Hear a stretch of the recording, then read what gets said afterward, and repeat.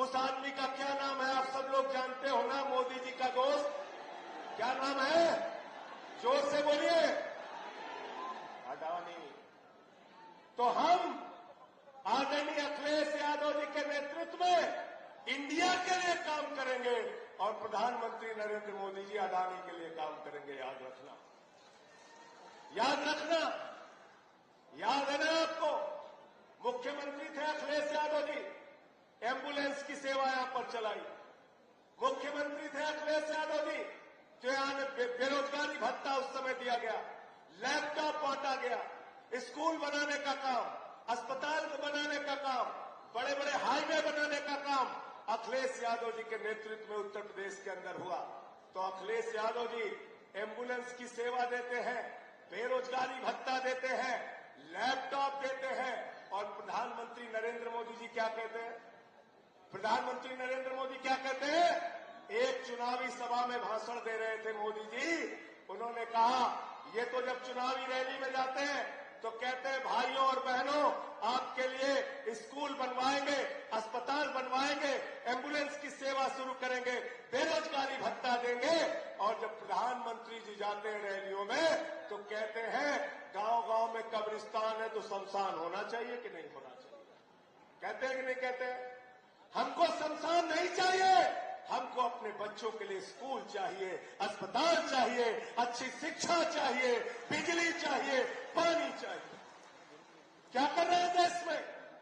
चुनी हुई सरकारों को बर्खास्त कर रहे हैं, चुनी हुई सरकारों को तोड़ तोड़ के गिरा रहे हैं। झारखंड में एक आदिवासी नेता, एक मुख्यमंत्री को, हेमंत सोरेन को पकड़ के जेल में डाल दिया। दिल्ली के 3 बार के चुने हुए मुख्यमंत्री को, लोकप्रिय मुख्यमंत्री को, अरविंद केजरीवाल को पकड़ के जेल में डाल दिया। आज मैं पूछना चाहता हूं आप लोगों से, नगीना के लोगों से मैं पूछना चाहता हूं, जरा हमको बताओ, अगर कोई आदमी चुनाव जीत रहा होता है तो अपने विरोधियों को गिरफ्तार कराता है क्या? गिरफ्तार कराता है क्या? गिरफ्तार कराता है क्या? अरे अखिलेश यादव जी को सीबीआई का नोटिस, कांग्रेस पार्टी का खाता सीज कर दिया, कहीं किसी को पकड़ते हो, कहीं किसी को पकड़ते हो। और 2014 के बाद हिंदुस्तान में एक वॉशिंग मशीन आई है जिसका नाम है नरेंद्र मोदी वॉशिंग मशीन। बड़े बड़े भ्रष्टाचारियों का पाप धुल देते हैं। एक फिल्म आई थी, राम तेरी गंगा मैली हो गई, पापियों के पाप धोते हो धोते। भाजपाइयों के लिए मैं कहना चाहता हूं, भाजपा तेरी पार्टी मैली हो गई, गुनहगारों के पाप धोते धोते। प्रधानमंत्री जी कहते हैं हमारी गारंटी है, कहते हैं मोदी की गारंटी है, एक भी भ्रष्टाचारी को नहीं छोड़ूंगा, इसकी गारंटी है। मैंने कहा मोदी जी बिल्कुल ठीक आप कह रहे हैं, ये मोदी की गारंटी है, किसी भ्रष्टाचारी को नहीं छोड़ूंगा, इस बात की गारंटी है। पूरब से लेकर पश्चिम तक, उत्तर से लेकर दक्षिण तक जितने भ्रष्टाचारी हैं सबको बीजेपी में शामिल करूंगा, इस बात की गारंटी है। गलत तो नहीं कह रहा हूं? गलत तो नहीं कह रहा हूं? अजीत पवार पे 70,000 करोड़ का घोटाला लगाते हो, उसको अपने साथ शामिल कर लेते हो।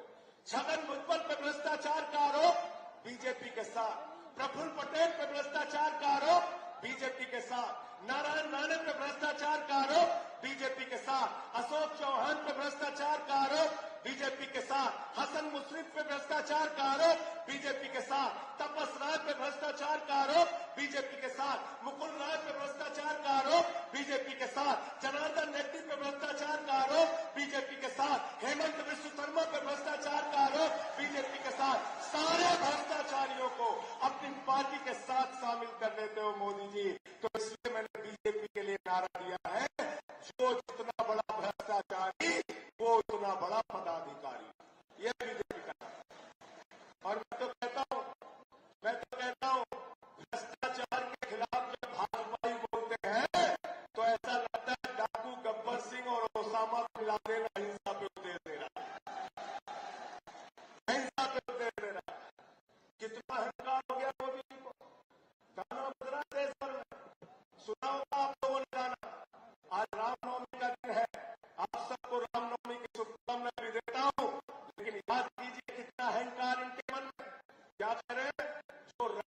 लाए हैं हम उनको लाएंगे। क्या लाना है?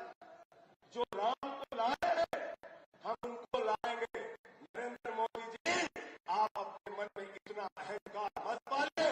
आप राम को लाने वाले कोई नहीं है, भगवान ऊपर वाला वो हमको लाया है और हम उसके हिसाब से काम करेंगे। और हिंदू धर्म जो हमें शिक्षा देता है, हिंदू धर्म कहता है वसुधैव कुटुंबकम, पूरा विश्व हमारा परिवार है। हिंदू धर्म कहता है धर्म की जय हो, अधर्म का नाश हो, प्राणियों में सद्भावना हो, विश्व का कल्याण हो। हम पूरे विश्व के कल्याण की कामना करते हैं। हिंदू धर्म के नाम पे नफरत मत करो। और कहते हो हिंदुओं का भला कर रहे हैं, हिंदुओं का भला कर रहे हैं।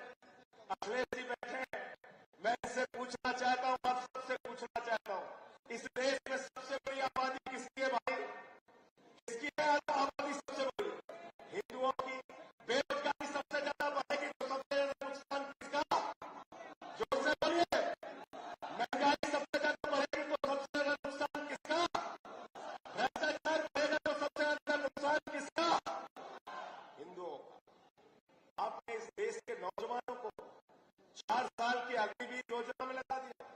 यहाँ हमारे जवान बैठे हैं, ये जवान दिल्ली के अंदर भी जब दिल्ली पुलिस के जवान शहीद होते थे, सरकार उनकी चिंता नहीं करती थी।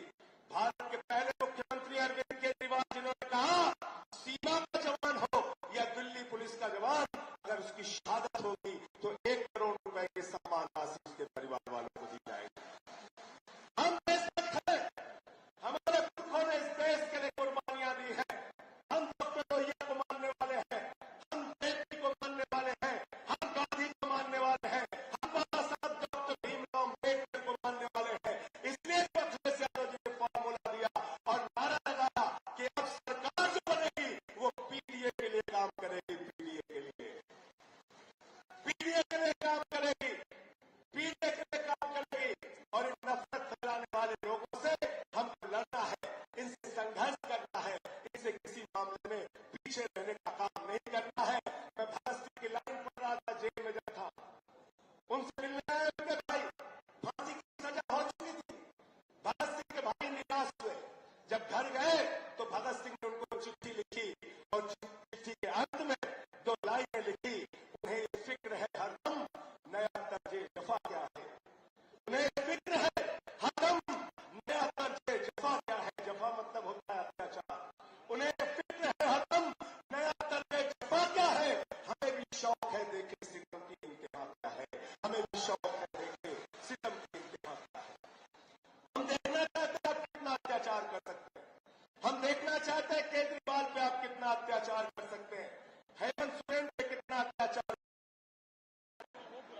समाजवादी पार्टी के राष्ट्रीय अध्यक्ष आदरणीय अखिलेश यादव जी, समाजवादी पार्टी के इस क्षेत्र से माननीय विधायक जी,